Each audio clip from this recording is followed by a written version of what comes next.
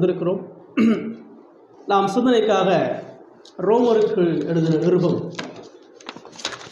4வது அதிகாரம், ரோமர் 4வது அதிகாரம் 24, 25 வசனங்கள். மருத்துவரின் எழுப்பினவரை விசுவாசத்தில் நமக்கு அப்படியே எண்ணப்படும். அவர்களுடைய பாவங்களுக்காக ஒப்புக்கொடுக்கப்பட்டும் நாம் நீதிமானாக்கப்படுவதற்காக ஈடுபட்டு இருக்கிறார். நம்முடைய கிறிஸ்தவ வாழ்க்கையே வேறு வெற்றியுள்ள ஒரு வாழ்க்கை. எல்லா மனிதனும் இந்த உலகத்தில் வாழும் பொழுது வெற்றியை எதிர்பார்த்தே வாழும்.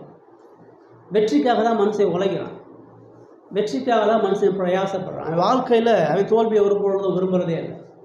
எல்லா மனிதனும் படிப்புலையோ தொழிலையோ வாழ்க்கையிலையோ குடும்ப வாழ்க்கையிலையோ பணி செய்கிற இடங்கள்லையோ வெற்றி தேவை, வெற்றிக்கான உயர்வு தேவை. இதுதான் மனிதனுடைய எல்லா பிரயாசம், இதுதான் மனிதனுடைய உழைப்பெல்லாம். ஆனால் மனிதனுடைய வெற்றி நிரந்தரமானதா? அவன் படிப்பில் வெற்றி பெறலாம், ஆனால் வாழ்க்கையில் தோற்று போயிடுவான். அவன் வேலையில் வெற்றி பெறலாம், ஒழுக்கத்தில் தோற்று போயிடுவான். அவன் இந்த உலகத்தில் பொருளாதாரத்தில் வெற்றி பெறலாம், ஆனால் இருதயத்தில் ஏழையாக இருக்கும். ஒவ்வொரு மனிதனுடைய வெற்றியும் பார்த்தீங்கன்னு சொன்னால் அது போலியானது. இந்த உலகத்தில் நீங்கள் மனுஷன் எதெல்லாம் சக்ஸஸ்ன்னு நினைக்கிறானோ, விளையாட்டுத்துறையில் வெற்றி பெறுகிறவர்கள், அரசியலில் வெற்றி பெறுகிறவர்கள், கலைத்துறையில் வெற்றி பெறுகிறவர்கள், எல்லாருடைய வாழ்க்கையும் நிம்மதியாக இருக்கா, மகிழ்ச்சியாக இருக்கா? அந்த வெற்றின்றது அடையிற வரைக்கும் தான் நமக்கு பேஷனாக இருக்கும். அதை நீங்கள் அடைச்சிட்டிங்கன்னு சொன்னால் அது வெறுமையாயிடும். இந்த உலகத்தில் நீங்கள் எதை எடுத்து பார்த்தாலும் இன்றைக்கி எது உங்களுக்கு பெருசாக மகிழ்ச்சி நீங்கள் நினைக்கிறீங்களோ அதை நீங்கள் அடையும் பொழுது அது ஒரு கசப்பாக மாறும். மனிதனுடைய அடிப்படையான பிரச்சனை என்னன்னா, அவனுக்கு எது உண்மையான வெற்றின்னு தெரியாது, அவனுடைய பிரச்சனை. ஆனால் இருதயத்துக்கு எது உண்மையான மகிழ்ச்சி, எது உண்மையான சந்தோஷம் தெரியாது. ஆனால் இந்த உலகத்தில் உண்மையான வெற்றியை ருசி பார்த்த ஒரே ஒரு நபர் இயேசு மட்டும்தான். இயேசு மாதிரி இந்த உலகத்தில் வெற்றி சிறந்த ஒரு நபர் யாருமே. இயேசுடைய வெற்றி என்பது நித்தியத்துக்கும் உரிய, அழிக்கப்பட முடியாத ஒரு வெற்றியை அவர் சம்பாதிச்சிருக்கிறார். இயேசுடைய வெற்றி என்பது அது எந்த மனிதனால் விளக்கப்படுத்த முடியாது. நீ எவ்வளவு அந்த வெற்றியை குறித்து யோசித்து பார்த்தீங்கன்னாலும் உங்களுக்கு அது புலப்படாது. நம்ம மாம்ச கண்களில் இயேசுடைய வெற்றியை பார்த்துட்டு இருக்கிறோம். ஆனால் இயேசுவினுடைய வெற்றியை நமக்கு சொல்லக்கூடிய வேத கண்ணாடியில் நீங்கள் இயேசுடைய வெற்றியை பார்த்தீங்கன்னு சொன்னால் நீங்கள் அதிர்ச்சி அடைஞ்சிடுவீங்க, மிரண்டு போயிடுவீங்க. அந்த வெற்றி சாதாரணமாக சம்பாதிக்கப்படலை. அந்த வெற்றி இன்றைக்கி நீங்கள் தூக்கம் இல்லாமல் உழைச்சிங்கன்னா படிப்பில் பாஸ் பண்ணிடலாம். கடினமாக அவங்க உடம்பை வருத்தி உழைச்சிங்கன்னா ஒரு பொருளாதார நிலைமையை, ஒரு ஐஸ்வர்யத்தை, ஒரு பதவியை அடைஞ்சிடலாம். உங்களுடைய சரீரத்தை பல வழிகளில் உடக்கும் பொழுது பல துறைகளில் நீங்கள் வெற்றியாளராக ஆகலாம். ஆனால் இயேசு தான் வெற்றி பெறுவதற்காக அவர் இழந்த இழப்புன்றது இந்த உலகத்தில் எந்த மனிதனும் இழக்க முடியாத இழப்பு. இயேசு தன்னை இழந்தார்னு சொல்லும் பொழுது அவர் தனது உடம்பு அழகலை. நிறைய நேரம் இயேசுவினுடைய சிலுவை பாடுகளில் அவர் மாம்சத்தில் பட்ட அடிகளை நம்ம உத்து பார்த்துட்டு இருக்கோம். ஐயோ, அவர் ரத்தம் செஞ்சிட்டாரு, அவர் அவமானப்பட்டார், அவர் நிர்வாணப்படுத்தப்பட்டார், அவர் உடம்புலலாம் ஆணிகள் கடாவப்பட்டாங்க. அதில் பெரிய வேதனை, அதை விட மிகப்பெரிய வேதனை நம்ம கடந்த வெள்ளிக்கிழமை சிந்திச்சு பார்த்தோம். சிலுவையின் பாடுகள் என்பது இயேசு தனது தெய்வீக குணாதிசயங்களையும் பிதாவினுடைய உறவிலிருந்து அவர் கைவிடப்பட்டார். அதுதான் மிகப்பெரிய இழப்பு. இந்த உலகத்தில் கடவுள் யாரையுமே கைவிடலை. நரகத்துக்கு போகிற துரோகியான மனிதனை கூட கடவுள் கிருபையாக நேசித்து அவனுக்கு வேண்டிய எல்லா நன்மைகளையும் இந்த பூமியில் செய்கிறார். ஆனால் கடவுள் இந்த உலகத்தில் கைவிட்ட ஒரே ஒரு ஆள் இயேசு மட்டும்தான். இயேசுடைய இழப்பு எவ்வளவு மகா உன்னதமானதோ அதே போல் இயேசுடைய வெற்றி மகா உன்னதமானது. சரிங்களா? இன்னைக்கு 3 காரியத்தை நம்ம பார்க்க இருக்கிறோம். இயேசு உயிர் திறந்துட்டார். எல்லா சபையில் இன்னைக்கு ஈஸ்டர் சாமன்னா இயேசு உயிர் திறந்தா, அதனால என்ன? இயேசு எழுந்துட்டார், அதனால எனக்கு என்ன நன்மை? இயேசு உயிர் திறந்தது என்னுடைய வாழ்க்கையில் என்ன கொண்டு வருகிறது, அதான் ரொம்ப முக்கியமான விஷயம். உயிர் தெழுந்தார், அவர் பிசாசை ஜெயிச்சார், பாவத்தை ஜெயிச்சார், ஒரு உலகத்தை ஜெயிச்சார், எல்லாம் கரெக்டு தான். இன்றைக்கி நான் படக்கூடிய கஷ்டம், இன்றைக்கி நான் படக்கூடிய வேதனை, இன்றைக்கி நான் படக்கூடிய நிலைமையில் எனக்கு அதுக்கு என்னங்க பிரயோஜனம்? அதான் இன்றைக்கி நம்ம கேட்கணும். இயேசு உயிர் தெழுந்துட்டார், ஸோ வாட், எனக்கு என்ன? இப்போ வேதம் நமக்கு 3 விஷயத்தில் அடிப்படையாக நீங்கள் சொல்லுது. நம்ம வாசித்த அந்த வசனம் ரொம்ப தெளிவாக சொல்லுது. நம்முடைய கர்த்தராகிய இயேசுவை மரித்தோரிலிருந்து எழுப்பினதுனாலே, ஏன் எழுப்பினார்னு சொல்லுது. விசுவாசிக்கிற நமக்கு அப்படியே என்னப்படும்ன்றத பின்னாடி சொல்லுது. நம்முடைய பாவங்களுக்காக ஒப்பு கொடுக்கப்பட்டு நாம் நீதிமான்கள் ஆக்கப்படுவதற்காக எழுப்பப்பட்டும் வருகிறார்னு சொல்றது. இயேசு ஏன் உயிர்த்தெழுந்தார்? தேவன் மரித்து போன இயேசு உயிரோடைய எழுப்பினார். இயேசு மரித்த உடனே நமக்கு எல்லாம் பாவ மன்னிப்பும் ரெடி ஆயிடுச்சு. அவர் சிலுவையில் எல்லாம் முடிஞ்சுட்டார். நமக்கு வேண்டிய எல்லாத்தையும் அவர் செஞ்சு முடிச்சிட்டார். ஆனால் ஏன் அவர் எழுந்தார்? அதான் அந்த பகுதி சொல்லுது, நாம் நீதிமான்களாக்கப்படுவதற்காக எழுப்பப்பட்டார்னு சொல்லி. அவர் மரித்தது நமது பாவத்துக்காக, நம்முடைய பாவங்களுக்காக ஒப்பு கொடுக்கப்பட்டார். நாம் நீதிமான்கள் ஆக்கப்படுவதற்காக எழுப்பப்பட்டு இருக்கிறார். அப்படின்னா என்ன அர்த்தம்? இதுக்கு முன்னாடி நம்ம நீதிமானா இருந்தாலும் அர்த்தம். இந்த உலகத்துல எந்த மனுஷனும் நீதிமான் இல்லை. ரோமர் 3 தான் சொல்லுது, நீதிமான் ஒருவனாகிலும் இல்லை, நல்லவன் ஒருவனும் இல்லை, கடவுளை தேடுகிற உணர்வுள்ளவன் இந்த உலகத்துல ஒருவனும் இல்லை. எல்லா மனிதனும் ஆதாம் பாவம் செஞ்ச உடனே ஆதாமுடைய சந்ததியில பிறக்கிற எல்லாருக்குள்ளும் பாவம் ஆட்சி செய்கிறது. மனுஷன் இயல்பா பாவத்துக்கு அடிமை. அது ஒரு பொழுது நீதியை நடப்பிக்க முடியாது. அந்த நீதியா கடவுளுக்கு பிரியமா இயல்பா வாழ முடியாது. குழந்தை இருக்குன்னா அந்த குழந்தைக்கு நம்ம எந்த கட்ட பழக்கத்தையும் சொல்லி தரது. ஆனால் அந்த குழந்தை சின்ன வயசுல இருந்தே பொய் சொல்லும். சாக்லேட்டை மறைச்சி வச்சுட்டு இல்லைன்னு சொல்லும். மண்ணை திருட்டு வாயை தொடச்சு நான் அப்படி பண்ணலன்னு சொல்லும். யாருமே அந்த குழந்தைக்கு சொல்லி தர மாட்டோம். ஆனால் அந்த குழந்தை பிறந்ததுல இருந்து இந்த பாவத்து நிமித்தமாக கெட்ட செயல்களையும் சுபாவத்தையும் தனக்குள்ளே கொண்டு வரும். சமுதாயம் கெடுத்துருச்சு நம்ம சொல்லிட்டு இருக்கோம். என் குழந்தை நல்ல குழந்தைங்க, அந்த சமுதாயத்தில் சேர்க்க சரின்றோம். பைபிள் அப்படிலாம் சொல்லவே இல்லை. பைபிள் என்ன சொல்றான்? இயல்பா ஒவ்வொரு மனிதனும் பிறக்கும் பொழுது அவன் பாவத்துக்கு அடிமையா பறக்கிறான். அவனுடைய இருதயம் நித்தமும் பொல்லாதுன்னு கடவுள் பார்க்கிறார். அவனுடைய இருதயத்தின் தோற்றமெல்லாம் கடவுளுக்கு முன்பாக அருவருப்பானது என்று பார்க்கிறார். இப்போ நல்லது என்னிடத்துல இல்லையானா ஒரு சொட்டு கூட என்னிடத்துல நல்லது இல்லைன்னு வேதம் நமக்கு சொல்லுது. இயல்பா எந்த மனிதனும் இந்த உலகத்துல நல்லவனா பறக்கிறது இல்லை. எல்லா மனிதனும் பாவத்துக்கு அடிமையா இருக்கிறான். இந்த அடிமைப்பட்ட பாவிய இயேசு தனது உயிர்த்தெழுதலின் மூலமாக நீதிமானா ஆக்கியிருக்கிறார் அப்படின்னு சொல்றோம். அது எப்படி ஆகுனா, ஒரு பாவிய பரிசுத்தம் உள்ள கடவுள் எப்படி நீதிமானாக அங்கீகரிக்கிறார்? பைபிள் இடத்துல பைபிள் எல்லா இடத்துலையுமே நீதிமான் சொல்லும் பொழுது அவங்க உண்மையா வாழ்ந்தாங்கன்னு சொல்றோம். முன்னாடி நீங்க ஆபிரகாம் அது சொல்லுது பார்த்தீங்கன்னா, அதே 19 இருந்து 22 வரைக்கும் வாசிங்க. அதே வசனம், அதே 4 அதிகாரம் ரோமர் 4 19 இருந்து 21 வரைக்கும் வாசிங்க. ஒரே மனுஷனை கீழ்ப்படியாமையினாலே 4வது அதிகாரம் 19 இருந்து 22 வசனம்.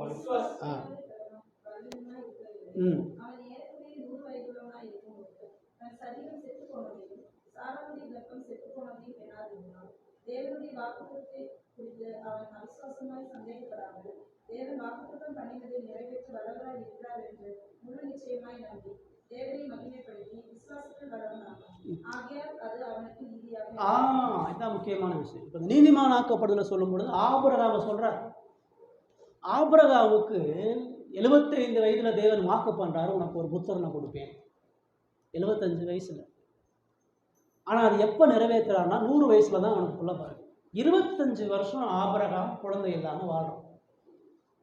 99 வயசுல தேவன் மறுபடியும் ஆபிரகாம்கிட்ட வந்து சாராள்கிட்ட வந்து சொல்றாரு, குறித்த காலத்துல நீ புத்திரனை பெறுவாங்க.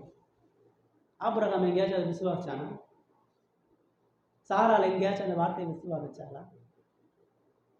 நீ பிள்ளை பெறுவன் ஆபிரகாம்கிட்ட சொல்லும் பொழுது ஆபிரகாம் சொல்றான், இஸ்மவேலை காப்பாத்துங்க, இஸ்மவேலை என் பிள்ளையா பாருங்கன்றான். திரும்ப 17ஆம் அதிகாரத்துல நான் உனக்கு பிள்ளையை கொடுப்பேன், உனக்கு ஈசாக்குன்னு பேர் வைக்கிறார். அப்ப என்ன சொல்றான்? என் வீட்டு வேலைக்காரன் எலியாசரை நினைங்கன்றான். இதுல எங்க விசுவாசம் இருக்கு? சாராள்கிட்ட வந்து சொல்றாரு, அது 21ஆம் அதிகாரத்துல வந்து சொல்றாரு, குறித்த காலத்துல வருவேன், நீ பிள்ளை பெறும். சிரிக்கிறான். குடாரத்துல சாரா நினைக்கிறார். சாராளுடைய சரீரம் செத்து போச்சு, அது உண்மை. சாராள் 90 வயசு கிளவி ஆயிட்டா, உண்மை. அவளுக்கு பிள்ளை பேர் நின்று போச்சு, உண்மை. அவளால் ஒரு பொழுதும் பிள்ளையை பக்க முடியாது, உண்மை. ஆபிரகாமாலையும் பிள்ளை பக்க முடியாது, உண்மை.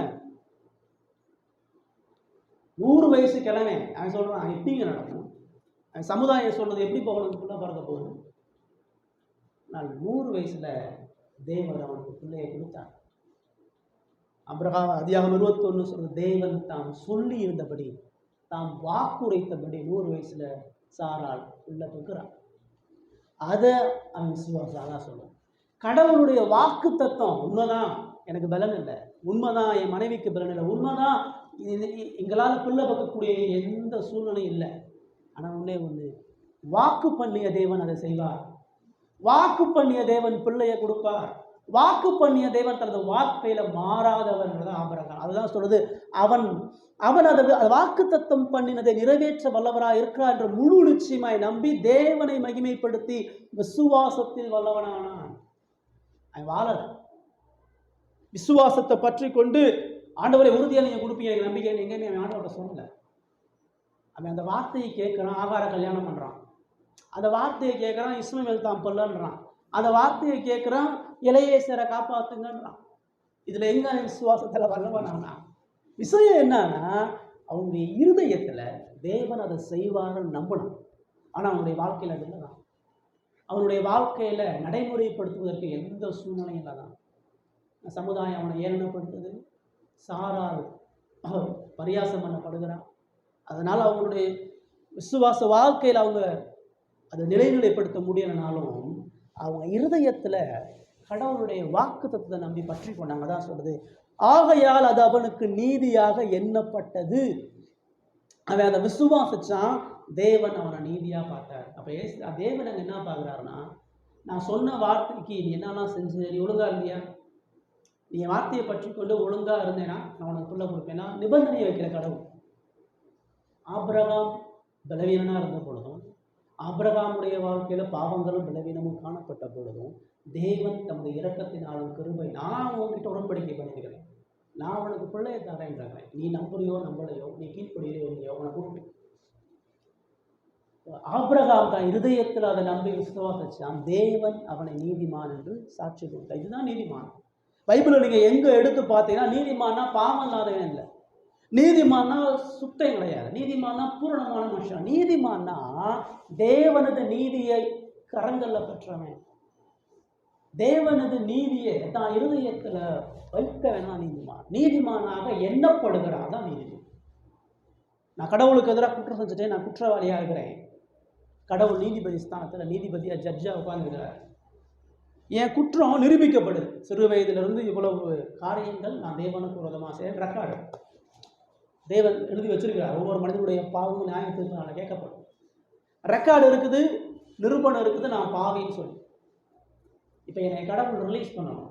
எப்படி ரிலீஸ் பண்ணுறாருன்னா, நான் கடவுளுக்கு செலுத்த வேண்டிய அந்த பாவ கடன் நான் 3 கோடி இல்லை 5 கோடி கடவுளுக்கு செலுத்தணும்னு சொன்னால், இயேசு எனக்கு வழக்குரைஞராக எனக்கு பதிலாளாக வந்து நான் அடைய வேண்டிய இந்த பாவ தண்டனையும் சாபத்தையும் அவர் தான் மேலே ஏற்றுக்கொண்டு என்னைய ரிலீஸ் பண்ணும்படியாக பிதாவின் இடத்துல பருந்து பேசுகிறார். இந்த மேலே எழுதி வச்ச இந்த ரெக்கார்டெல்லாம் அழிங்க, இவன் இனிமேல் அவன் பாவி தான், அவன் பாவத்தை செஞ்சவன் தான், அவன் குற்றவாளி தான், நான் அந்த கடனை தீக்கிறேன், அவனை ரிலீஸ் பண்ணுங்கன்றார். பிதாவாகிய தேவன் இயேசுடைய சிலுவை மரணத்தை ஏற்றுக்கொண்டு உங்களை என்னையும் ரிலீஸ் பண்ணுறார். இதான் நீதிமான். இப்போ என்ன நடந்திருக்குது, நம்மகிட்ட தப்பு இல்லாமல் இல்லை, நம்மகிட்ட குற்றம் இல்லாமல் இல்லை, தேவன் நம்மளை நீதிமானா எண்ணி விடுவிக்கிறார். இதுதான் நீதிமானாக்கப்படுதல் பைபிள் சொல்லுது. இப்போ அந்த விஷயத்தை தான் இங்கே சொல்லுது, இயேசு உயிர் தெழும் பொழுது நம்மை நீதிமான்கள் ஆக்கப்படுவதற்கு அவர் எழுப்பினார். அப்படின்னா என்ன அர்த்தம்? நம்மளை சுத்தமாக்கிட்டாரு, நம்மகிட்ட பாவமே இல்லாமல் ஆக்கிட்டாரு, நமக்கு மரணமே இல்லாமல் ஆக்கிட்டாரு, நமக்கு வியாதியே இல்லாமல் ஆக்கிட்டாரு, நமக்கு குடும்ப பிரச்சனையே இல்லாமல் ஆக்கிட்டாரு, நமக்கு கடனே இல்லாமல் ஆக்கிட்டாருல்ல. நீதிமான ஆக்கினார்னு சொன்னால் நமக்கு மேலே வர வேண்டிய ஆக்கினையும் நியாய தீர்ப்பையும் சாபத்தையும் இல்லாமல் ஆக்கிட்டார். இனி இவன் செலுத்த வேண்டிய அவசியம் இல்லை, இனிமேல் இவன் மேலே பாவக்கடன் எதுவுமே கிடையாது, இனிமேல் இவன் நீதிமான், இவன் குற்றவாளி இல்லைங்க, இவன் மேலே எந்த குற்றமும் இல்லைங்க, கடவுள் உங்களை ரிலீஸ் பண்ணுறார். அதை உயிர்த்தெழுதல் மூலமாக செய்யணும். எப்படி உயிர்த்தெழுதல் எனக்கு சொல்லுதுன்னு சொன்னால், ஏசு சிலுவையில் மறிச்சாலும் கடவுள் மன்னிச்சாருன்னு எவிடன்ஸ். ஏசு சிலுவையில் ரத்த சிந்தனாலும் கடவுள் அதை ஏற்றுக்கொண்டான்றதுக்கு என்ன நிரூபணம்? இப்போ ஏசு உயிர்த்தெல்லாம் இதான் இன்னைக்கு பிரச்சனை. இன்னைக்கு புற மதஸ்தர்கள் எல்லாம் என்னங்க, இந்த உயிர்த்தெழுதல் இல்லைன்னா இன்னைக்கு கிறிஸ்தவமே கிடையாது. ஏசு உயிரோடு இல்லைன்னு சொன்னால் அவருடைய உபதேசம் பொய்யாயிரும். ஏசு உயிரோட வரலன்னு சொன்னால் அவருடைய மன்னிப்பு பொய்யாயிடும். இயேசு உயிரோட வரலன்னு சொன்னால் அவருடைய மரணம் பொய்யாயிடும். பிதாவாகிய தேவன் இயேசுவனுடைய மரணத்தை அங்கீகரிச்சிருக்கிறார் அப்படின்னா, உங்களுடைய எண்ணத்தை பாவத்தை போக்கியிருக்கார் அப்படின்னா, உங்களை என்னையும் தன்னுடைய பிள்ளையாக அங்கீகரித்திருக்கிறார்கள் அவர் சொல்லணும்னா அவர் இயேசுவை உயிரோட எழுப்பும். அதை இயேசு தான் வாழ்ந்த காலம் எல்லாத்துலேயும் சொன்னார். நான் பாடுபட்டு 3ஆம் நாள் உயிர்த்தெழுவேன், நான் பாடுபட்டு மரித்து 3ஆம் நாள் உயிரோட வருவேன். அந்த உயிர்த்தெழுதலை வேதம் நமக்கு திரும்ப திரும்ப சொல்றேன்னா அது ஒன்று தான் அந்த உலகத்துக்கு திட சாட்சி. இந்த உலகத்தில் ஒரே ஒருத்தருடைய கலர் தான் காலியாக இருக்குது.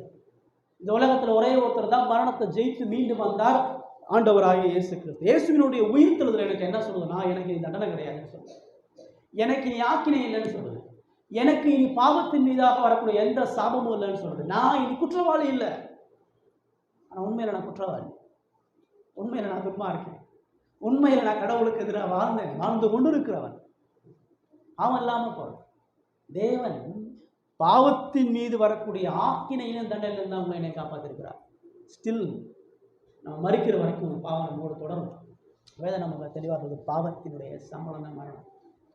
என் பாவம் இல்லைன்னு சொன்னால் எனக்கு மரணம் வர வேண்டிய அவசியம். நான் பாவம் இல்லைன்னு சொன்னால் எனக்கு வியாதி வர வேண்டிய அவசியம் இல்லை. பாவம் இல்லைன்னு சொன்னால் எனக்கு பிரச்சனை வர வேண்டிய அவசியம் இல்லை.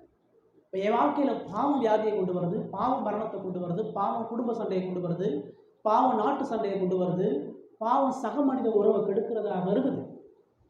இப்போ ரட்சிக்கப்பட்டாதெல்லாம் எனக்கு போயிடுமா? நீங்கள் நிறைய சப்திகளை சொல்கிறான். நீ ரட்சிக்கப்பட்டால் உன்கிட்ட பாவம் கிடையாது, நீ ரட்சிக்கப்பட்டால் கடவுளுக்கு பிரியமாக பூரணமாக வாழ முடியும். நான் ரட்சிக்கப்பட்டா என்கிட்ட பாவம் இல்லைன்னா இந்த பூமியில் இருக்க வேண்டிய அவசியம் இல்லை. பாவம் இல்லைனா நான் பரலோகத்துக்கு போயிடலாம். இப்போ பாவம் இருக்கிறனால தான் இந்த உலகத்தில் நான் பாவத்தோடு போராடுகிறவனாக இருக்கிறேன். பவுல் ரொம்ப தெளிவாக அதை சொல்கிறார். ரோமர் 7ஆம் அதிகாரத்தில் நம்ம வாசிக்கிறோம். ஒரு பெரிய ஊழியக்காரன், இயேசுவுக்காக பயங்கர சாட்சியாக வாழ்ந்த ஒரு மனுஷன் தனது இறுதி வாழ்க்கையில் இந்த ரோமருக்கு நிருபத்தை எழுதுகிறார். ரோமர் 7ஆவது அதிகாரம் 18 வாசகம்.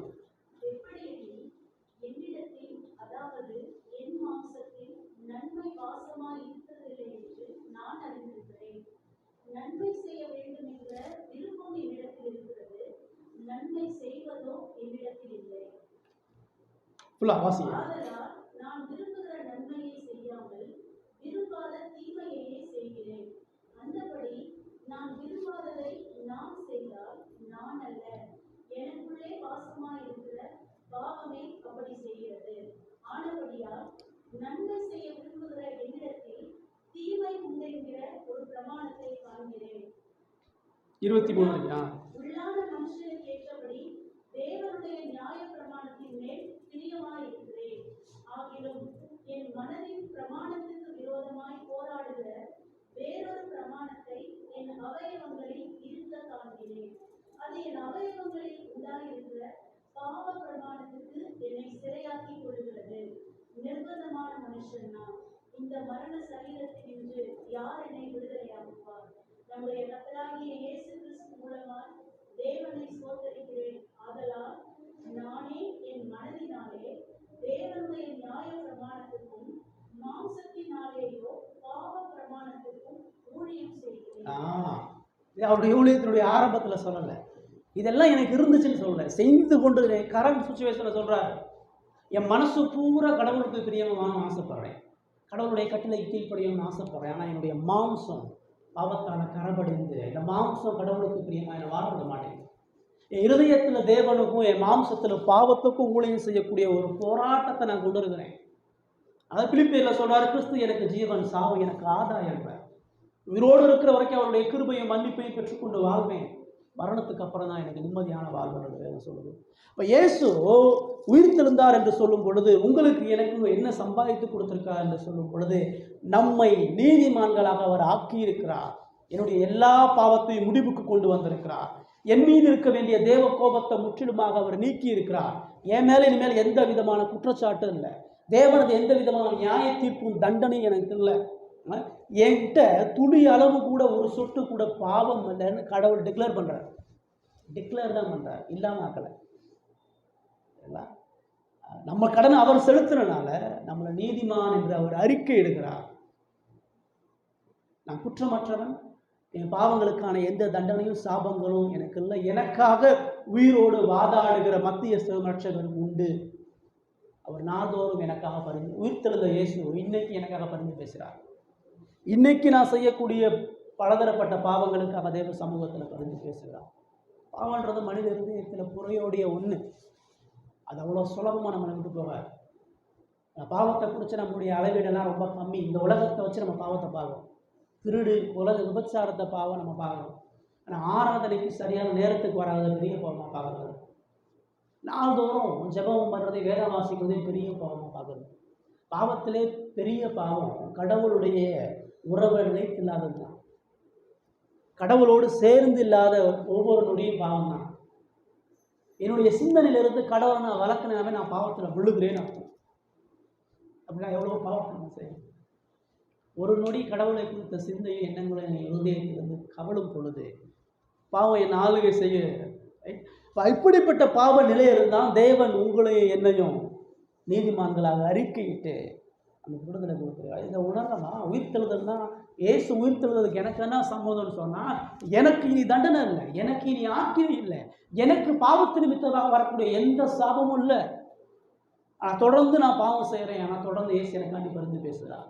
உயிர்த்தெழுந்த இயேசு இன்னமும் என்னை மன்னித்து, இன்னமும் என்னை நீதிமானாக்கி, இன்னமும் அவருடைய பிள்ளையாக மாற்றிக்கொண்டிருக்கிறேன் என்ற மேன்மையான சத்தியத்தை நமக்கு சொல்லுது. என்னுடைய விசுவாசத்தில் இருக்கணும். அந்த உலகத்தில் பாவத்தால் சோர்ந்து போகும் பொழுது, நான் பிரச்சனையால் துவண்டு போகும் பொழுது, சக மனித உறவுகளில் குழப்பம் ஏற்படும் பொழுது, எல்லாரும் என்னை கைவிட்டுட்டாங்கன்னு நினைக்கும் பொழுது, எவ்வளவோ வழிகளையும் காயங்களை நம்ம சுமந்து இருக்கும் பொழுது, உயிர்த்தெழுந்த இயேசு அவர் எதில் வெற்றி சிறந்தார் என்று பார்க்கும் பொழுது, நம்மை ஆட்கொண்டு இருக்கக்கூடிய பாவத்துக்கு வெற்றி சிறந்தார். நம்ம ஒன்றும் இல்லாமல் நம்மளை கடவுளை விட்டு பூரணமாக பிரிக்கக்கூடிய அந்த உறவை இயேசு மறுபடியும் உயிர்ப்பித்தார், புதுப்பித்தார். நாம் தேவனுக்குள்ளாக பரிசுத்தவான். நிருபங்கள் தோறும் பவுல் எழுதுகிறாரு, பரிசுத்தவான்களாகிய உங்களுக்கு எழுதுகிறேன். என்ன அர்த்தம்? பூர்ணமாக பரிசுத்தமாக வாழ்ந்தாங்கன்னு அர்த்தமா? பாவமே எல்லாமே வாழ்ந்தாங்கன்னு அர்த்தமா? அப்படி இல்லை. பரிசுத்தத்தை வாஞ்சிக்கிறவர்கள், பரிசுத்தத்தை பெறுவதற்கு போராடுகிறவர்கள், பரிசுத்த வாழ்க்கையிலே தொடர்ச்சியாக வளருகிறவர்கள் தான் வேதம் பரிசுத்தம் சொல்லுவாங்க. கிறிஸ்து உயிர்த்தெழுதல் மூலம், அந்த உயிர்த்தெழுதல் ஒன்று இல்லைன்னு சொன்னால் எனக்கு மன்னிப்பு நிச்சயம் கிடையாது. கடவுள் என் பாவத்தை மன்னிச்சான்றது எந்த எவிடன்ஸும் இல்லை. கடவுள் என்னை குற்றவாளி இல்லாமல் போக்கிட்டார். கடவுளுடைய கோபம் என் மேலே, தண்டனை என் மேலே இல்லைன்றதுக்கான எந்த எவிடன்ஸும் இல்லை. வாழ்க்கையில் மகிழ்ச்சி, சந்தோஷத்தை பல நேரங்களில் ஏன் நம்ம இழந்து போகிறோம்னு சொன்னால் மனசு நிம்மதியாக இருக்குது. ஏன்னா நம்முடைய மனசாட்சி நம்மளை குற்றப்படுத்துது. நம்ம செய்யக்கூடிய ஒவ்வொரு பாவங்களும் நம்முடைய மறைமுகமாக கடவுளுடைய சமூகத்தில் போக விடாதபடி தடை கற்களை வச்சுட்டே இருக்கு. எல்லாம் யோக்கியனா நீ எப்படி ஆலயத்துக்கு போகிற, நீ இப்படிலாம் வாழ்ந்தே நீ எப்படி கடவுளை ஆராதிக்கலாம், நீ இப்படிலாம் இருக்கிறியே எப்படி கடவுளை ஜபிக்கலாம், நீ இப்படிலாம் இருக்கிறியே எப்படி கடவுளுடைய சமூகத்துக்கு போகலாம், நீ நல்லவனா, நீ உண்மையானவனா. நாள்தோறும் நம்முடைய மனசாட்சி நம்மளை குற்றப்படுத்துறதுனால நமக்கு சந்தோஷம் கிடையாது. சக உறவுகளை நம்ம துச்சமாயிடும், சக மனிதனத்தை நமக்கு பிரச்சனை. வேதம் சொல்லுது, நான் கிறிஸ்துவுக்குள் நீதிமான்கள். எனக்கு இனி என் வாழ்க்கையினுடைய மரணம் வர நான் இயேசுவை முழு ஹൃദயத்தோட விசுவாசிக்கும் பொழுது என் வாழ்க்கையில் எந்த நிலையில் நான் போனாலும் தேவன் என்னை மீட்கிறவராக இருக்கிறார், தேவன் என்னை நீதிமானாக ஆக்கிறவராக இருக்கிறார். அதனால தாவீது விபச்சாரம் பண்ணும் பொழுதும் அவனை மீட்டு அவனை பரிசுத்தப்படுத்தினார். சாலமோன் தேவனை விட்டு பின்வாங்கி சோரம் போன பொழுதும் சாலமோனை மனம் திரும்புதலுக்கு ஏதுவாய் நடத்தி அவனுக்கு மீட்பை கொடுத்தார்.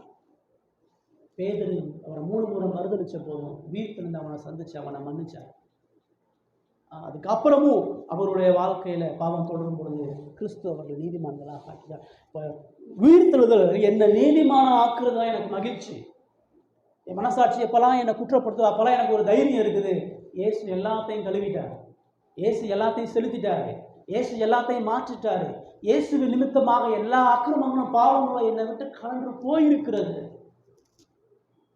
கடவுள் என் பாவத்தை தண்டிப்பாருன்னு சொன்னால் இயேசுனுடைய உயிர்த்தெழுதல் பொய்யினாயிடும்.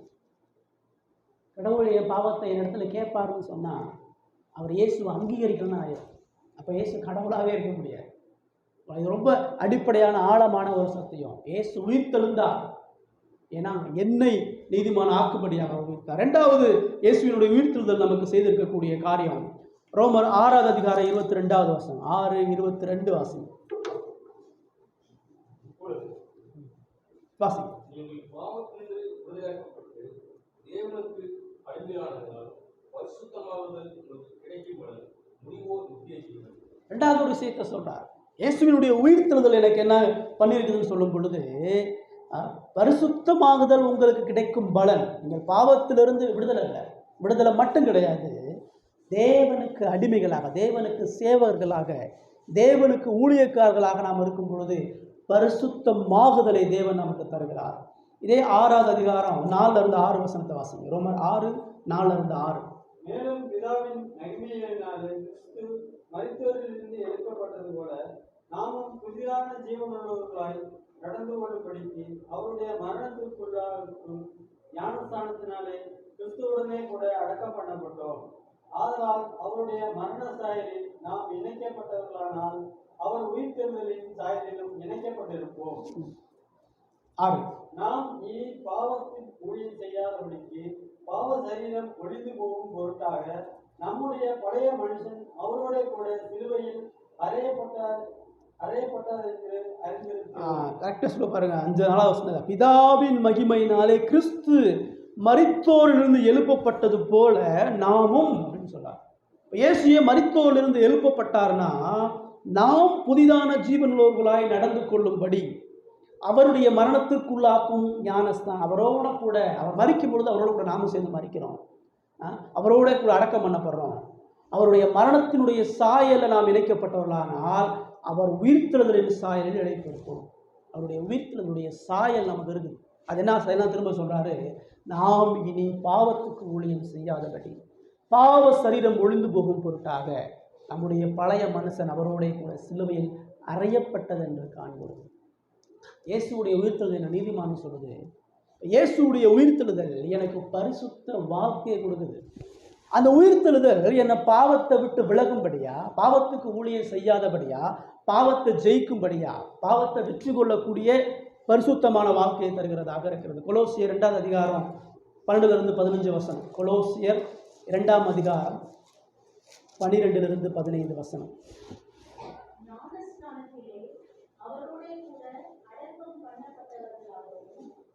அதிலே அவரை மரித்தோரிலிருந்து எழுப்பின தேவனுடைய செயலின் மேலுள்ள விசுவாசத்தினாலே அவரோட கூட எழுந்தவர்களாகவும் இருந்தீர்கள். உங்கள் பாவங்களினாலேயும் உங்கள் மாம்ச விருத்த சேதனம் இல்லாமையினாலேயும் மரித்தவர்களாயிருந்த உங்களையும் அவரோட கூட உயிர்ப்பித்து அக்கிரமங்கள் எல்லாவற்றையும் உங்களுக்கு மன்னித்து நமக்கு எதிரேயாகவும் கட்டளைகளால் நமக்கு விரோதமாகவும் இருந்த கையெழுத்தை குலைத்து அதை நடுவிராதபடிக்கு எடுத்து சிலுவையின் மேல் ஆணியடித்து துரைத்தனங்களையும் அதிகாரங்களையும் முடிந்து கொண்டு வெளியரங்கமான கோலமாக்கி அவைகளின் மேல் சிலுவையிலே வெற்றி சிறந்தார். எவ்வளோ விஷயத்தை அந்த வசனம் சொல்லுது பாருங்க. நாம் அவரோட கூட உயிர்த்தெழுதப்பட்டு உங்கள் பாவங்களினாலும் மாம்ச விருத்த சேதனம் இல்லாமல் மரித்தவர்களாக இருந்த உங்களை, பாவத்துக்கு செத்து போன உங்களை அவரோட கூட உயிர்ப்பித்து அவரோட சேர்ந்து நம்மளை உயிர்த்தெழுகிறோம். அக்கிரமங்கள் எல்லாவற்றையும் மன்னித்து நமக்கு எதிரிடையாக இருந்த கட்டளை நியாயப்பிரமாணமும் கடவுளுடைய நீதியான பிரமாணங்களும் விரோதமாக இருந்த பொழுது அந்த கையெழுத்தை குலைத்து போட்டார்.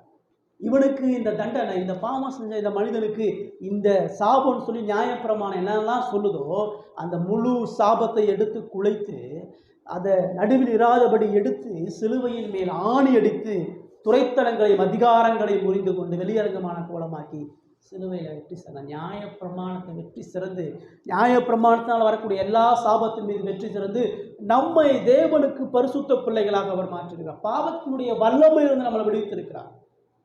ஏன்னா பாவம் இனிமேல் என்னை ஒருபொழுதும் அடிமைப்படுத்த முடியாது. நான் பாவி தான், நான் பாவம் செய்கிறேன் தான், ஆனால் பாவத்துக்கு அடிமை கிடையாது. நான் பாவத்தோட சண்டை போடுறேன், பாவத்தை போராடி ஜெயிக்கிறேன். சில நேரம் நான் வீழ்ந்து போகிறேன், ஆனால் நான் எப்பவுமே வீழ்ந்து போகிற ஆள் கிடையாது. நான் ஜெயிக்கக்கூடியவன். என் வெற்றி சிறந்த இயேசுவோட நான் இருக்கிறேன். இயேசுடைய உயிர்த்தெழுதல் எனக்கு இருக்குது. இயேசு பாவத்தை வெற்றி சிறந்தார், மரணத்தை வெற்றி சிறந்தார். இயேசு இந்த உலகத்தில் தேவனுடைய கோபத்தை வெற்றி சிறந்தது போல அவரோட கூட நான் வெற்றி சிறக்க பண்ணுகிறவனாக இருக்கிறேன். என்னால் பாவத்தை மேற்கொள்ள முடியாதுன்னு எவனும் சொல்ல முடியாது. விசுவாசி ரட்சிக்கப்பட்ட ஒரு மனுஷன் என் வாழ்க்கையில் இந்த பாவம் தொடர்ந்து இருக்குதுங்க, நான் இதை தொடர்ந்து செஞ்சுட்டே இருக்கிறேன், இதை விழுந்துட்டே இருக்கிறேன்னு எந்த பாவமும் எந்த விசுவாசியும் சொல்ல முடியும். இயேசுவினுடைய உயிர்த்தெழுதல் எப்பேற்பட்ட பாவத்தையும் மேற்கொள்ளக்கூடிய வெற்றி எனக்கு கொடுத்துருக்குது. இப்போ கோபமோ பொறாமையோ போட்டியோ எந்த தவறான பாவத்தையும் என்னால் தொடர்ந்து செய்யும்படியாக முடியாது. அந்த வெற்றி கொள்ளக்கூடிய வெற்றியை அவர் நம்ம கொடுத்துருக்கிறார். 2 கொரிந்தியர் 5வது அதிகாரம் 14-15 வசனத்தை வாசி. 2 கொரிந்தியர் 5வது அதிகாரம் 14-15 வசனம். கிறிஸ்துவினுடைய அன்பு எங்களை நெருக்கி ஏவுகிறது. ஏனென்றால் எல்லாருக்காகவும் ஒருவரே மரித்திருக்கிறார், எல்லாரும் மரித்தார்கள் என்னும் பிழைத்திருக்கிறவர்கள் இனி தங்களுக்கென்று பிழைத்திராமல் தங்களுக்காக மரித்து எழுந்தவருக்கென்று பிழைத்திருக்கும்படி அவர் எல்லாருக்காகவும் மரித்தார் என்றும் நிதானிக்கிறோம். பார்த்தீங்களா? பிழைத்திருக்கிறவர்கள் இனி தங்களுக்கென்று பிழைத்திராமல் மரித்து எழுந்தவருக்கென்று பிழைத்திருக்கும்படி. மீட்கப்பட்ட ஒவ்வொரு மனுஷனும் உயிர்த்தெழுந்த இயேசு கிறிஸ்துவுக்கென்று பிழைத்திருக்கும்படியாக அழைக்கப்படுகிறான். அது சொல்லுது. 1 பேதுரு 3வது அதிகாரம் 21வது வசனம் வாசிங்க. 1 பேதுரு 3வது அதிகாரம் 21வது வசனம்.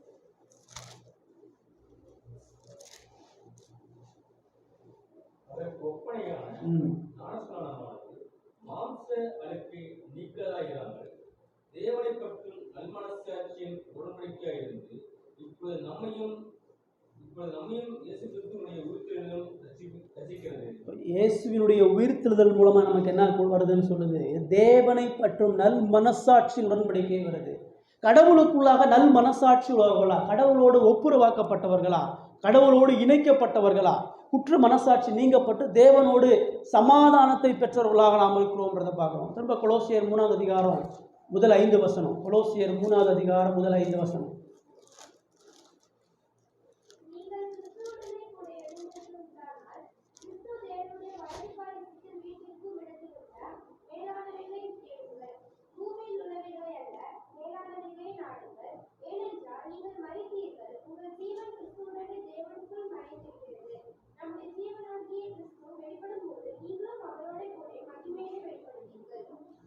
கரெக்ட். பார்த்தீங்களா? வரும்போது நீங்கள் கிறிஸ்துவோடு கூட இருந்தீங்கன்னு சொன்னால், கிறிஸ்து தேவனுடைய வலது பாச வீட்டிற்கும் இடத்திலுள்ள மேலானது தேடுன்னு சொல்கிறார். பூமியில் உள்ளவைகள் அல்ல, மேலானவைகளே. மேலானது நடந்து திரும்ப வழக்கப்படுத்துகிறாங்க. உங்கள் ஜீவன் கிறிஸ்துவுக்குள்ளே இருக்குது. கிறிஸ்து வெளிப்படும் பொழுது அவரோட கூட மகிமைப்படும்படியா 5 சொல்கிறாரு. அவையால் விபச்சாரம், அசுத்தம், மோகம், துர்ரிச்சை, விக்கிரக ஆராதனை என பொருளாசி ஆகிய இவைகளை பூமியில் உண்டு பண்ணுகிற உங்கள் அவயவங்களை அழித்து போடுங்கன்றார். இதெல்லாம் உனக்கு இருக்காதுன்னு சொல்லலை. இதெல்லாம் உங்ககிட்ட இல்லவே இல்லைன்னு சொல்லி, இதெல்லாம் உனக்கு இருக்கும். மாம்சம் இருக்கிற வரைக்கும் உனக்கு இச்சம் இருக்கும், மாம்சம் இருக்கிற வரைக்கும் அசுத்தம் இருக்கும், மாம்சம் இருக்கிற வரைக்கும் மோகம் இருக்கும், மாம்சம் இருக்கிற வரைக்கும் விக்கிரக ஆராதனை இருக்கும், பொருளாசை இருக்கும். ஆனால் இது எல்லாத்தையும் நீ அழித்து போடு. இதெல்லாம் வெற்றி கொள். இதெல்லாத்தையும் போராடி ஜெயி. ஏன்னா கிறிஸ்து ஜெயித்திருக்கா. கிறிஸ்து உயிர்த்தெழுந்த கிறிஸ்துவம் கூட இருக்கும் பொழுது இதை எல்லாவற்றிலும் வெற்றி பெறுகிறவனாக இருக்கிறன்றதை நமக்கு பிரதானமாக சொல்றார். இயேசுவினுடைய உயிர்த்தெழுதல் வெறுமனே என் பாவத்தை போக்குனது மாத்திரம் இல்லை, வெறுமனே கடவுளது தண்டனையை நீக்கினது மாத்திரம் இல்லை, கடவுள் எனக்கு தரக்கூடிய ஆக்கியிலிருந்து காப்பாற்றுறது மாத்திரம் இல்லை, அவரை போல உயிர்த்தெழுந்து அவரை போல மகிமையான சன்னிதானத்தில் நாம் இருக்கும்படியா, அவளை போல பரிசுத்தமாக வாழும்படியா, அவரை போல பிசாசை ஜெயிக்கும்படியா, பாவத்தை மேற்கொள்ளும்படியா, அவரை போல இந்த உலகத்தில் ஒரு வெற்றியுள்ள வாழ்க்கையை நம்ம கொடுக்குறார். அந்த வெற்றியுள்ள வாழ்க்கை என்பது பரிசுத்தமாகிறது தான். கிறிஸ்தவ வாழ்க்கையினுடைய அழகே பரிசுத்தம் தான். பரிசுத்தம் நமக்கு கொடுக்கக்கூடிய மகிழ்ச்சி, சமாதானம் வருது இல்லை, தேவன் பரிசுத்த ஆவியின் மூலமாக அதை நமக்கு கொடுக்குறார் என்பதை பார்க்கிறோம். இப்போ நீதிமானாக்கப்படுதல் என்ன சொல்லுதுன்னா, நம்மக்கிட்ட பாவம் இல்லை, தண்டனை இல்லை, நமக்கு ஆக்கினை இல்லைன்னு சொல்லுது. ஆனால் பரிசுத்தம் கடவுள் நமக்கு கொடுக்கும்பொழுது பரிசுத்தமாகப்படுதல் நமக்கு என்ன சொல்லுதுன்னா, நாம் தேவனுக்கு உரியவர்கள், தேவனின் பரிசுத்த பிள்ளைகள், பாவத்தையும் உலகத்தையும் பிசாசத்தையும் ஜெயிப்பவர்கள் என்பதை நமக்கு அதை சொல்லுது. நம்முடைய வாழ்க்கையில் சந்தோஷத்தை பல நேரங்களில் இழவதற்கு முக்கியமான காரணம் இந்த விஷயமே தான். பரிசுத்தம் இல்லாத பொழுது சந்தோஷம் ஒரு பொழுது உருவாகாது. நம்முடைய வாழ்க்கையில் பரிசுத்தம் குறைவுபடும் பொழுது கடவுளுக்கு நமக்குமான அந்த உறவுல கரைகளும் போலிகளும் மாய்மாலங்களும் காணப்படும் பொழுது ஒருபொழுதும் நம்மளால மகிழ்ச்சி சமாதானத்தை அடைய முடியாது. ஆனால் உயிர்த்தெழுந்த இயேசு எனக்கு பரிசுத்தமாகுதலை கொடுத்துருக்கிறார். உயிர்த்தெழுந்த இயேசு எனக்கு என்ன சொல்கிறாருன்னா, உன்னால் பாவத்தை ஜெயிக்க முடியுன்றார், உன்னால் மரணத்தை ஜெயிக்க முடியுன்றார், உன்னால் இந்த உலகத்தை ஜெயிக்க முடியுன்றார். உங்களை என்னையும் போல சாதாரண மனிதனாக வாழ்ந்து அவர் செஞ்சு காட்டு போனார். அவர் இந்த உலகத்தில் தெய்வீகத்தில் இருந்தனால அதெல்லாம் செய்யலை. அவர் பாவ மாம்ச சாயலை தரித்து கொண்டு பாவத்தை ஜெயித்தார். அந்த வெற்றியை உங்களுக்கு நான் கொடுத்துருக்கேன். அப்போ நம்முடைய வாழ்க்கையில் பரிசுத்தம் இல்லாமல் ஒரு பொழுதும் தேவனுக்கு பிரியமாக வாழ முடியாது. பரிசுத்தம் இல்லாமல் சந்தோஷம் உருவாகாது. பரிசுத்தம் இல்லாமல் மகிழ்ச்சி உருவாகாது. பரிசுத்தம் தான் நம்ம கடவுளுக்கு பிரியமாகவும் சக மனித உறவுகளை உண்மையாகவும் நம்மளை வைத்துக் கொண்டிருக்கிறோம் பார்க்கிறோம். கிறிஸ்துவ விசுவாசிக்கக்கூடிய ஒவ்வொரு மனிதனுக்கும் இயேசுவை போல வாழ்வதற்கான பலனை அவர் கொடுக்குறார். பாவத்துக்கு அடிமையாக இருக்கிற ஒரு பொழுதும் மகிழ்ச்சியாக இருக்க முடியாது. தேவனுக்கு அடிமையாக இருக்கிறவனுக்கு தான் மகிழ்ச்சியும் அவர் தருகிறார். இந்த வெற்றியுள்ள கிறிஸ்துவ வாழ்க்கை நான் வாழ்கிறேன்னா, என்னுடைய கிறிஸ்துவ வாழ்க்கையில் பரிசுத்தம் இல்லாமல் இருக்கிறனால தான் நான் மகிழ்ச்சி சந்தோஷத்தை இழந்திருக்கிறேன்.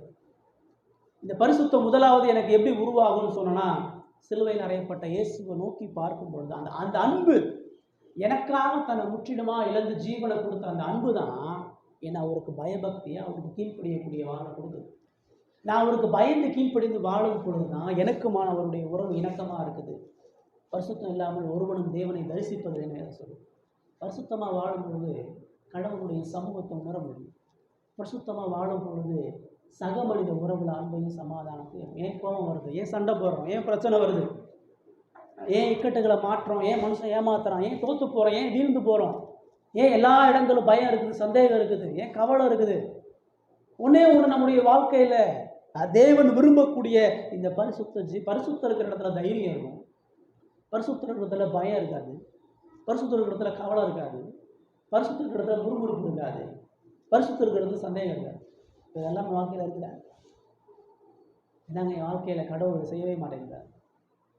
இந்த வியாதி போகிறதே இல்லை, இந்த பிரச்சனை போகிறதே இல்லை. எவ்வளோ நாள் அந்த பிரச்சனையில் சாகுது, எவ்வளோ நாள் கடனில் இருக்குது, எவ்வளோ நாள் மனிதர்களிடத்தில் அவமானப்படுறது, எவ்வளோ நாள் இந்த கண்ணீரோடு இருக்குது. ஏன் இந்த கேள்விகளை நம்ம கேட்குறோம்னு சொன்னால், நம்முடைய வாழ்க்கையில் தேவனுக்குள்ளான உறவு சரியாகும். தேவன் நமக்கு பரிசுத்த ஜீவியத்தை உயிர்த்தெழுதல் மூலம் நான் கொடுக்குறேன். உயிர்த்தெழுதல் வெற்றி என்பது உன்னால் முடியும்னு சொல்லுது. என்னையை போல உன்னால் ஜெயிக்க முடியும்னு சொல்லுது. என்னையை போல உன்னால் வெற்றி கொள்ள முடியும்னு சொல்லுது. என்னையை போல உன்னால் மகிழ்ச்சியும் சமாதானத்தை அடைய முடியுன்றதை சொல்லுது. மூணாவதா இயேசுவினுடைய உயிர்த்தெழுதல் நமக்கு என்ன சொல்கிறது என்று பார்க்கும் பொழுது, 1 பேதுரு 1 அதிகாரம் 3-4 வசனம். 1 பேதுரு 1 அதிகாரம் 3-4 வசனம். அவர் நம்முடைய கர்த்தராகிய இயேசு கிறிஸ்துவின் பிதாவாகிய தேவனுக்கு ஸ்தோத்திரம் உண்டாவதாக. அவர் இயேசுவிலிருந்து மரித்தோரிலிருந்து இருந்ததினாலே அழியாததும் மாசற்றதும் வாடாததுமாகிய சுதந்திரத்திற்கு ஏதுவாக ஜீவனுள்ள நம்பிக்கை உண்டாகும்படி மிகுந்த ஏற்றத்தின்படியே நம்மை மறுபடியும் தெரிவித்தார் சொல்றாரு. அவர் மரித்தோரிலிருந்து எழுந்ததுனால அழியாததும் மாசற்றதும் வாடாததுமாகிய சுதந்திரத்துக்கு ஏதுவான வாழ்க்கையை உங்களுக்கு தந்திருக்கார். அழியாத மாசற்றமாகிய ஜீவனுள்ள ஒரு வாழ்க்கையை, நித்திய ஜீவியத்தை, நித்திய வாழ்க்கையை அவருடைய உயிர்த்தெழுதல் உங்களுக்கு கொடுத்துருக்குதுன்றதை பார்க்குறோம். எபேசியர் 2 அதிகாரம் 6-7 வசனம். எபேசியர் 2 அதிகாரம் 6-7 வசனம். எபேசியர் 2 அதிகாரம் வாசனம்.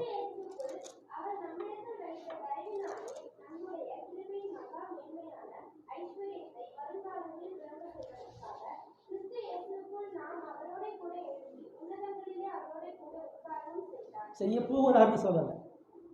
அவரோடு நம்மளை எழுப்புனது அவரை உட்கார பண்ண போறாருன்னு சொல்லலை. உட்கார செய்தார்னு பாஸ்ட் டென்ஸ் சொல்றது. கிறிஸ்து இயேசுவுக்குள் நம்மை அவருடைய கூட எழுப்பி உன்னதங்களில் அவருடைய கூட உட்காரவும் செய்தார்.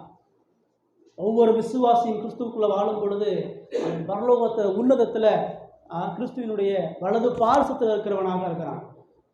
அவருக்கு இணையான, அவருக்கு ஒப்பான மகிமையை நீங்கள் நானும் பெறோம்னு சொல்லுவோம். தீத்து 3 அதிகாரம் 6-7 வசனம்.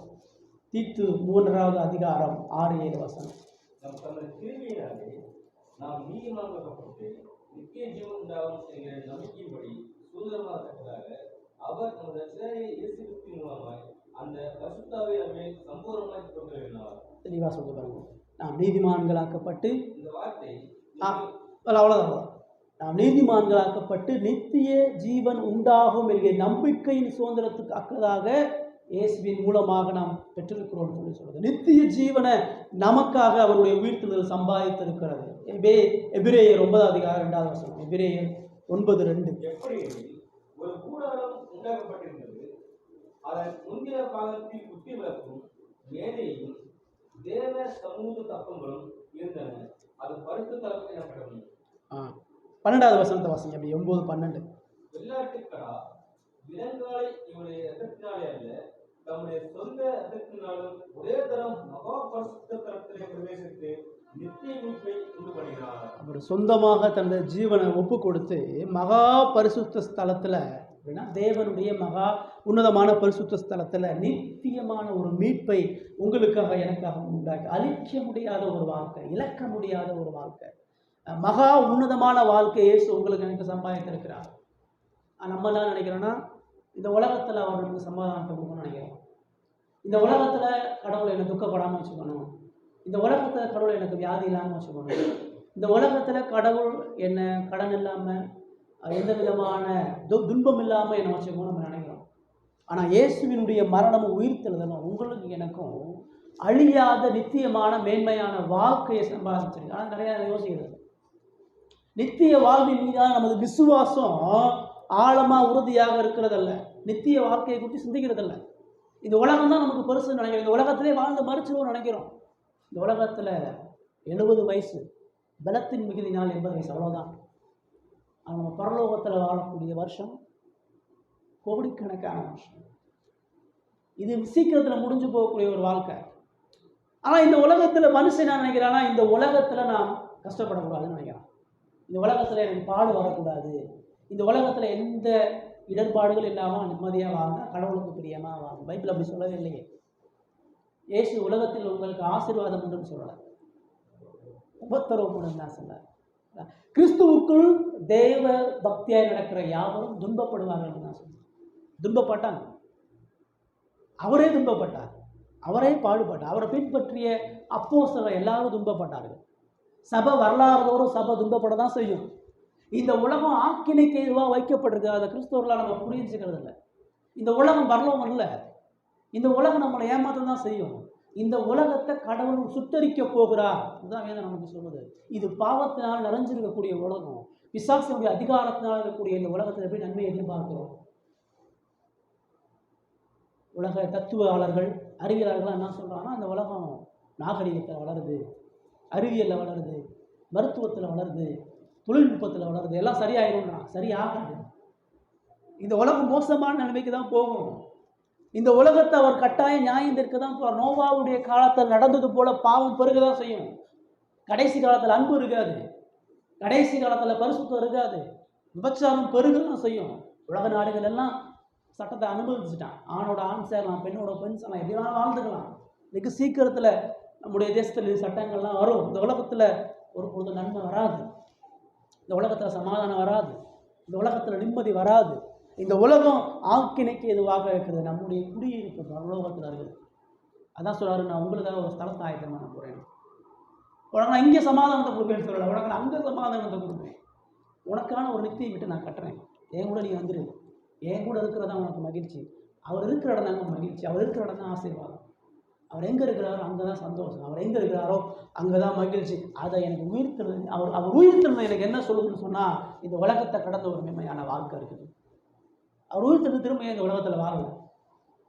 உயிர்த்தெழுந்து வாங்க எல்லாரும் இங்கே சேர்ந்து வாழும், நான் கடவுள் நிரூபிச்சிட்டேன், நான் ஆண்டவர் நிரூபிச்சிட்டேன், வாங்க எல்லாரும் இங்கே மகிழ்ச்சியாக இருக்கலாம். இந்த உலகத்தை அவர் சீர்படுத்தலை. அவருக்கு தெரியும் இந்த உலகம் அழிய தான் போதும். அவர் தமது சிங்காசனத்தில் பரலோகத்திலிருந்து இந்த முழு உலகத்தையும் சபையின் மூலமாக ஆட்சி செய்கிறார். இந்த உலகத்தில் மனுஷீக ராஜா வருவான் போவான், எத்தனையோ பேரரசுகளை வந்து காணாமல் போச்சு.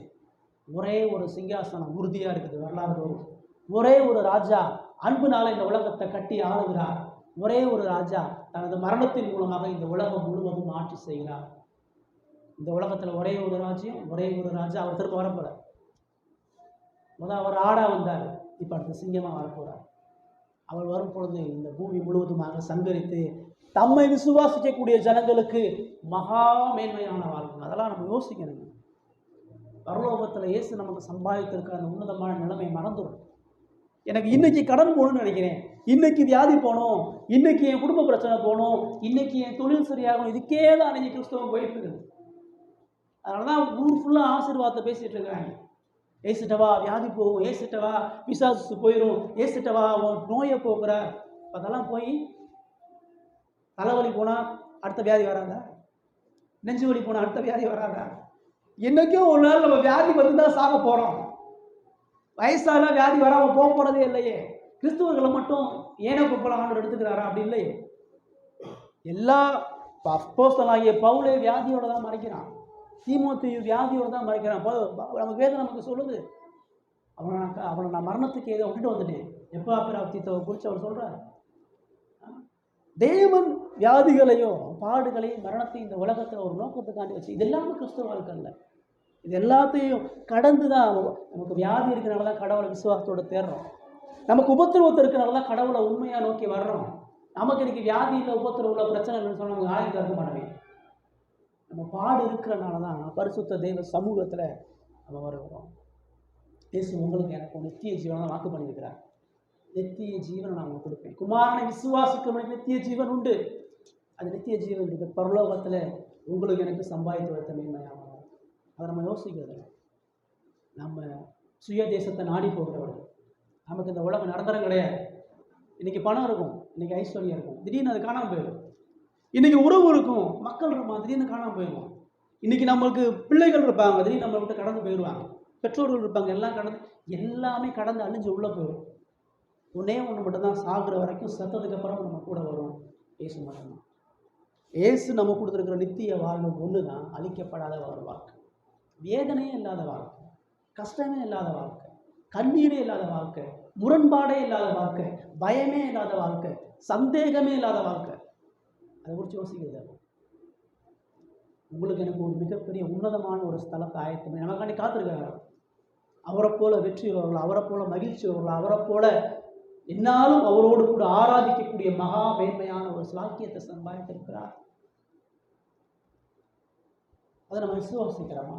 அதை கற்றுக்கொண்டு சொன்னால் இந்த உலகத்தில் இருக்கக்கூடிய பாடுகள் பெருசாக தெரியாது. அதனால தான் மோசையை சொல்லுது. எபிரேயர் 11ஆம் அதிகாரத்தில் வாசிக்கிறோம் ஒரு அருமையான விஷயம். இந்த வாசிச்சு நம்ம இறுதியாக முடிக்கலாம். எபிரேயர் 11:24 27 வரைக்கும் வாசிக்கிறோம்.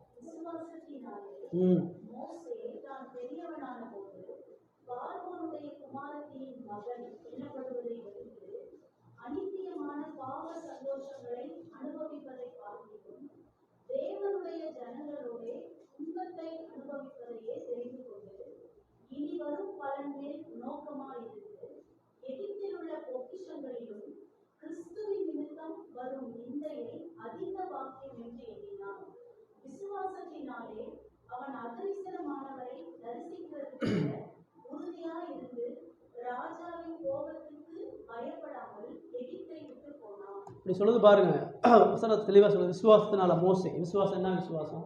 அதை முதல் பார்க்கணும். மோசைக்கு என்ன விசுவாசம் இருந்துச்சு?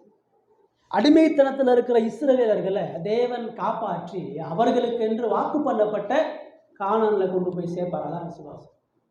ஆனால் அந்த ஜனங்கள் எல்லாம் அடிமையில் இருக்கிறாங்க. அவன் எங்கே இருக்கிறான்? அவன் ராஜா வீட்டில் இளவரசனாக இருக்கிறான். அவன் ஏழையா இல்லை, அவன் அடிமையா இல்லை, அவன் ராஜாவுக்கு அடுத்தடா அவன் தான். எகிப்தினுடைய சாஸ்திரங்களெல்லாம் கற்று எகிப்தினுடைய இளவரசன் அவன். அவனுடைய மக்கள் அடிமையாக இருக்கிறாங்க. அவன் நல்லா இருக்கிறான், அவனுக்கு எந்த பிரச்சனையும் இல்லை. சாகிற வரைக்கும் எகிப்தின் ராஜாவாக இருந்தான், செத்துறான். ஆனால் பைபிள் என்ன சொல்லுது?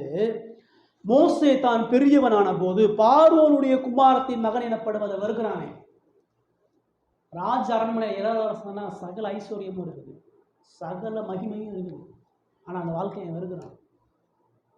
இந்த வாழ்க்கை இல்லைன்றான். அடுத்த வருஷம் என்ன சொல்லுது? அனித்தியமான பாவ சந்தோஷங்களை அனுபவிப்பதை பார்க்கிலும்.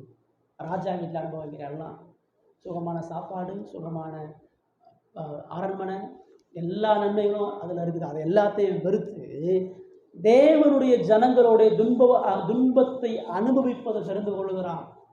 அடிமையோட தன்னை அடையாளப்படுத்துகிறான். இஸ்ரவேல் அடிமையாக கஷ்டப்படுறான், இஸ்ரவேல் அடிமையாக நொறுக்கப்படுகிறான். அந்த அடிமைகளின் தலைவனாக தன்னை அடையாளப்படுத்துகிறான். அவர்களோட போய் துக்கப்படுறான், அவர்களோட போல கஷ்டப்படுறான். ஏன் அதை செஞ்சான்? இனிவரும் பலன் மேல் நோக்கமாயிருந்து வர இருக்கக்கூடிய கடவுளுடைய ராஜ்யம், வர இருக்கக்கூடிய நித்திய வாழ்க்கை, வர இருக்கக்கூடிய நித்திய ஜீவன் மீது விசுவாசம் கொண்டவனா எகிப்தின் பொக்கிஷங்களிலும் ராஜ அரண்மனைக்கூடிய எல்லா பொக்கிஷத்தை விட கிறிஸ்துவ நிமித்தம் வரும் நிந்தையை அதிக பாக்கியம் என்று எண்ணி விசுவாசத்தினாலே அவன் அதர்சனமான தரிசனிக்கு போல உறுதியாக இருந்து ராஜாவின் கோபத்துக்கு பயப்படாமல் எகிப்தை விட்டு போனான். எல்லாத்தையும் இலக்க ரெடி. ஒன்றே ஒன்று தான், தேவன் ஆயத்தம் பண்ணிய நித்திய வாழ்க்கை. இந்த உலகம் ஒரு பொழுதும் அந்த மகிழ்ச்சி சமாதானத்தையும் தராது. தேவன் தான் தருவார் என்று நம்பி தேவன் நோக்கி விசுவாசத்து மூலவனாக இதை தான் எல்லாரும் செஞ்சாங்க. தான் அவர் திரும்ப கடைசியில் அவர் எங்கே சொல்கிறாரு பார்த்தீங்கன்னா, அதே 11வது அதிகாரம் 38 40 வரைக்கும் வாசனை. 38 அவங்க வனாந்திரங்களிலேயும் மலைகளிலேயும் குகைகளிலேயும் பூமியின் வெடிப்புகளிலேயும் சிறந்து நடந்தார்கள். எல்லோரும் விசுவாசத்தினாலே நற்சாட்சி பெற்றும் வாக்குத்தத்தம் பண்ணப்பட்டதை அடையாமல் போனார்கள். அவர் நன்மை இல்லாமல் கூறாதபடிக்கு விசேஷித்த நன்மையானதொன்றை தேவன் நமக்கென்று முன்னதாக நியமித்திருந்தார். இந்த விசுவாச வாழ்க்கை எப்படி விசுவாசம் போராட்டத்தில் எப்படி வாழ்ந்தாங்கன்னு சொல்லுவோம். உலகம் அவர்களுக்கு பாத்திரமா இருக்கல. உலகம் அவன் நினைச்சபடி இருக்க. விசுவாசிக்கு இந்த உலகம் சமாதானத்தை நிம்மதி ஒரு பொழுது கொடுக்காது. அவர்கள் வனாந்தரங்களிலும் மலைகளிலும் குகைகளிலும் பூமியின் வெடிப்புகளிலும் சிதறந்து அலைந்தார்கள். கடவுளுடைய வார்த்தையின்படி வாழும் பொழுது ஏற்படக்கூடிய உபத்திரம் சொல்லுது. இவர்கள் எல்லாரும் விசுவாச நற்சாட்சி பெற்று எதையுமே அனுபவிக்கலை. ஆபிரகாம் கானான தருவேனாரு. ஆபிரகாம் கானான் போல. ஆபிரகாம் உன் பிள்ளைகள் வானநட்சத்திரங்களை போல இருப்பாங்கன்னு சொன்னார். ஆனால் அதை கண்ணால் பார்க்கல. அவன் ஈசாக்கை மட்டும்தான் பார்த்தான். ஆண்டவர் இஸ்ரவேலர்களை மோசையை அழைச்சிட்டு வந்து உனக்கு கானானை தருவேன்னு சொன்னார். மோசை கானானுக்குள்ளே போல, தூரத்திலிருந்து கானானை பார்க்க தான் அவன் செஞ்சான். எல்லா வாக்கு தத்தங்களையும் அவர்கள் பெற்ற பொழுது அவங்களாம் அதை அடையலை. தாவீது கடவுள் உண்டாக்க நகரத்திற்காக காத்திருந்தான். எல்லா பழைய ஏற்பாட்டு விசுவாசிகளும் நித்திய ஜீவனுக்கான பரலோக வாழ்க்கையை வாஞ்சித்தான். அவன்கிட்ட அவனுடைய இருதயம் அந்த லிட்டரலாக பெற்ற அந்த இஸ்ரேல் நாட்டில் இல்லை, கடவுள் வாசம் பண்ணக்கூடிய இடத்தை தான் அவன் வாஞ்சித்தான். அப்படியே வாழ்ந்தான், மறைச்சு போனான். ஒருத்தனும் பரலோகத்தை பார்க்கல, ஒருத்தனும் நித்திய வாழ்க்கையை பார்க்கல. ஆனால் விசுவாசம், அதான் வாக்கு தத்தம் பண்ணப்பட்டது அவர்கள் அடையலைன்னு சொல்லுது. அவர்களுக்கு எல்லாருக்கும் என்ன வாக்கு பண்ணப்பட்டதுன்னு சொன்னால், நான் உங்களுக்காக ஒரு ஆலயத்தையும் ஒரு இடத்தையும் காட்டுறேன், நீங்கள் வாசம் பண்ணக்கூடிய மகிமையான ஒரு இடத்தை கட்டுறாங்க, அவங்களை கூட்டிகிட்டு போவேன்னா. பழைய ஏற்பாட்டில் யாருமே அதை அடையலை. எல்லாரும் அதை கேட்டு விசுவாசித்து பெற்றுக்கொண்டு கடந்து போனாங்க. இதான் நீங்கள் கொடுக்கணும். நம்மளும் பரலோகத்தை பார்க்கல, நம்மளும் அதனுடைய ஆசீர்வாதத்தினுடைய மேன்மையை உணரலை. ஆனால் பைபிள் என்ன சொல்லுன்னா, நீ அதை நம்பி விசுவாசித்து அதை பற்றுக்கொண்டு நட. அப்படி நடக்கும்பொழுது இந்த உலகத்தோட உபத்திரம் உண்டு. நீ பரலோகத்தை வாஞ்சித்து வாழும் பொழுது இந்த உலகத்தோட உபத்திரம் உண்டு, வருத்தங்கள் உண்டு, கவலைகள் உண்டு. ஆனால் தேவன் அதை மேற்கொண்டு உனக்கு நித்திய ஜீவனை தரார். ஏன்னா இயேசு உயிரோடு எழுப்பியிருக்கிறார். இயேசு உயிரோடு எழுப்பி வலது பாசத்தில் வைத்தனால அவர் விசுவாசிக்கக்கூடிய எல்லா மனிதனும் அவரை போல நித்திய ஜீவனுள்ள ஒரு வாழ்க்கையை கட்டாயம் பெறுகிறான். அவரை போல சாயலுள்ள மகிமையான ஒரு வாழ்க்கை எல்லாருக்கும் உண்டு. இந்த விசுவாசம் இருக்குதா? இதுக்குதான் ஆராதனைக்கு வர்றோம். நம்ம ஏன் இங்கே வாரத்தோடு வந்து ஆராதிக்கிறோம்னு சொன்னால், நமக்கு ஒரு உலகம் இருக்குது, நமக்கு ஒரு மகிமையான வாழ்க்கை இருக்குது, நமக்கு ஒரு ஆனந்தமான ஒரு இடம் இருக்குது. அது இயேசுவினுடைய பாதம் மாத்திரம் தான், அவருடைய சமூகம் மாத்திரம் தான். அவர் இருக்கிற இடம் தான் எனக்கு மகிழ்ச்சி, அவர் இருக்கிற இடம் தான் எனக்கு ஆறுதலும் சமாதானம். இந்த உலகத்தில் என்னுடைய ஆத்மால இருதயத்தில் அவர் வாசம் செய்தார். அந்த உலகத்தை கடந்து போகும்பொழுது அவருடைய சமூகத்தில் இழக்க முடியாத, அழிக்க முடியாத ஒரு வாழ்வுக்குள்ளாக நான் கடந்து போவேன். ரோமர் 8:1 கடைசியாக வாசி முடிக்கலாம். ரோமர் 8:11, ரோமர் 8வது அதிகாரம் 11வது வசனம். அப்படியே நீங்களும் உங்களை பாவத்திற்கு மறைத்தவர்களாகவும் நம்முடைய கர்த்தராகிய இயேசு கிறிஸ்துவுக்குள் தேவனுக்கென்று பிழைத்திருக்கிறவர்களாகவும் எண்ணிக்கொள்ளுங்கள். இயேசு கிறிஸ்துவுக்குள்ள ஒரு ஜீவனுள்ள உயிர்த்தெழுதல் உள்ள ஒரு வாழ்க்கையை அவர் நமக்கு கொடுக்குறார். சிலுவைகளை கடந்தாதான் மகிமையை பெற முடியும். இயேசு மறிக்காமல் இந்த மகிமையை பெறலை. உங்களுக்கு என்னுடைய வாழ்க்கையிலையும் இந்த பாடுகளை அனுபவிக்காமல் நம்ம ஒரு பொழுது மகிழ்ச்சி சமாதானத்தை பெற முடியும். 3 விஷயத்தை இயேசு உயிர்த்தெழுந்து எனக்கு சொல்லி கொடுத்து போயிருக்கிறார். அவர் உயிர்த்தெழுது எனக்கு என்ன சொல்லுதுன்னு சொன்னால், முதலாவது நீ நீதிமானாக்கப்பட்ட மனுஷன் சொல்லு, 2வது நீ பரிசுத்தமாக்கப்பட்ட மனுஷன் சொல்லு, 3வது நீ மகிமைப்படுத்தப்பட்ட மனுஷன் சொல்லு. நான் அந்த உலகத்தில் அப்படி வாழ்றேன்னா, நம்ம இந்த உலகத்தில் பெரிய ஆளாக இருக்கணும்னு ஆசைப்படுறோம். ஆனால் தேவ ராஜ்யத்தில் பெரிய ஆளாக நினைக்க மாட்டேன், தேவனுக்கு அருகாக இருக்கும்னு நினைக்க மாட்டேன்.